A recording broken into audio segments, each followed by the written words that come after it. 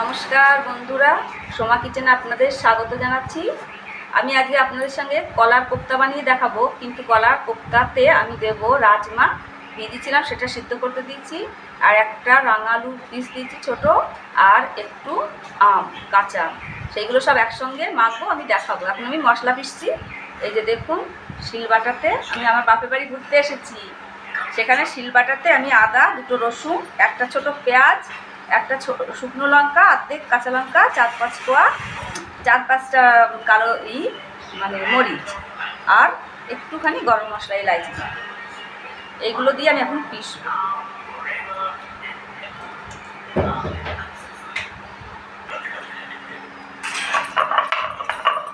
আমাদের বাড়িতে তো মেশিনেই পিসি, এখানে আমি শিলবাটাতে পিসছি। মায়ের বাড়ি এসেছি আমি কলকাতায়।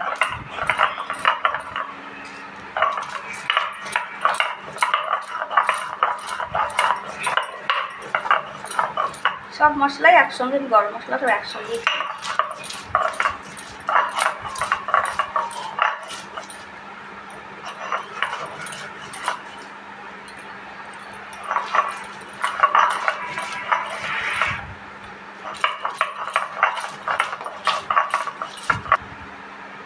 মশলা আমার পেশা হয়ে গেছে, পরে একটু ধনে আর জিরে গুঁড়ো একটু মিশিয়ে দেবো।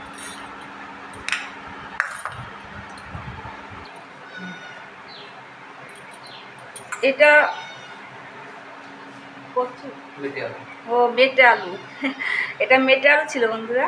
আর এই যে কলা সিদ্ধ, আর এই যে রাজমা সিদ্ধ, আমি একটু এর ভিতরে বেসন দেবো, নুন হলুদ দিয়ে মাখবো। অল্প একটু বেসন দিলাম, নুন হলুদ মিশিয়ে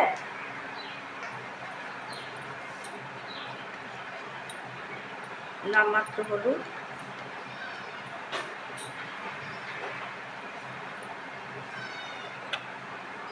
অল্প নুন, এটাকে ভালো করে মিক্স করে গোল গোল বড়া বানাবো। কোপ্তা বানিয়ে আমি ঝোল বানাবো।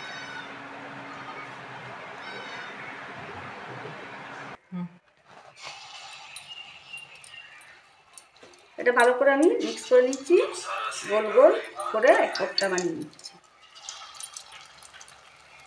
রাজমা দিচ্ছি, একটু মেটে আলু দিচ্ছি, একটা কলা, একটা মেটে আলু, অল্প একটু রাজমা, 1 মুঠ মতো ভেজেছিলাম, আর আম দিচ্ছি, একটা কাঁচা আম সিদ্ধ করে, তাই জন্য খেতে খুব সুন্দর হবে। এটাতে আমি মশলা মাখাইনি, মশলা খালি ঝোলেই দেয়।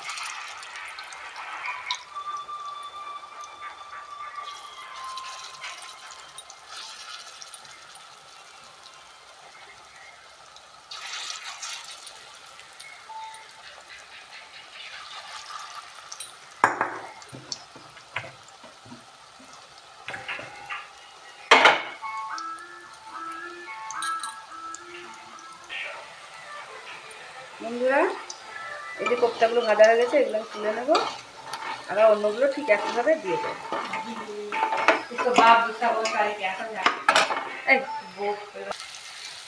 বন্ধুরা, আমি এই কোপ্তাতে একটু আলু দিচ্ছি, একটা বড় আলু ছিল, সেটা সাইজ করে কেটে নিয়েছি। আলুটাকে ভালো করে ভেজে উঠিয়ে নেবো।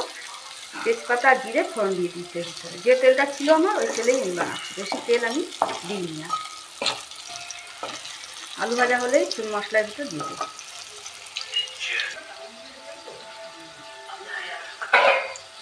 আলুগুলো ভাজা হয়ে গেছে, মশলাটা দিয়ে দিলাম।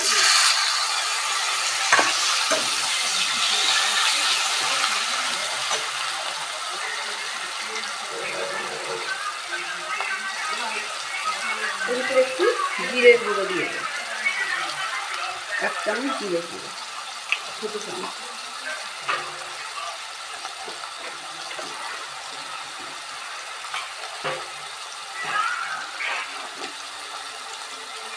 অল্প একটু ভিনেগার,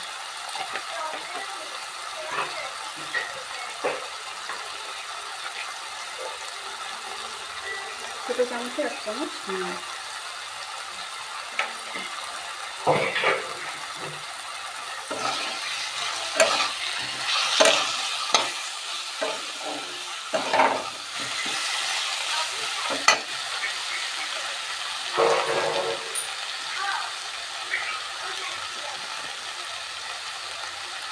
আমি আগে একটু হলুদ দিয়েছি, এখন অল্প হলুদ দেবো। এটা ঘরে ভাঙানো হলুদ, বেশি দিলে গন্ধ হয়ে যাবে। এটা রং হয় না বন্ধুরা সেরকম, কিন্তু খাওয়া ভালো। ঘরে ভাঙানো হলুদ,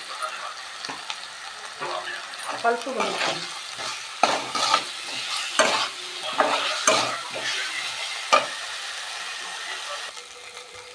মশলা ভাজা হয়ে গেছে বন্ধুরা, এবার আমি অল্প জল দিলাম। আলুগুলো একটু যে সিদ্ধ হয়ে যাবে সেই আমি কোপ্তাগুলো দিয়ে নামিয়ে নেব।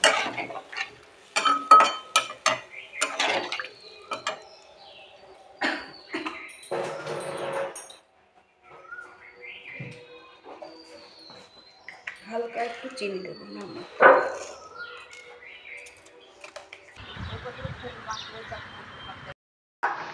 আলু দিয়ে ঝোলটা বেশ ফুটে অনেকটা কম হয়ে এসেছে। আর একটু আলু সিদ্ধ হতে বাকি, তারপরে আমি কোপ্তাগুলো দিয়েই একটু ফুটিয়ে নামিয়ে নেব।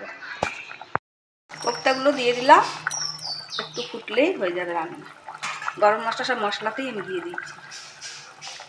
দেখবেন ভিডিওটা ভালো লাগলে অবশ্যই সাবস্ক্রাইব করবেন। থ্যাংক ইউ বন্ধুরা।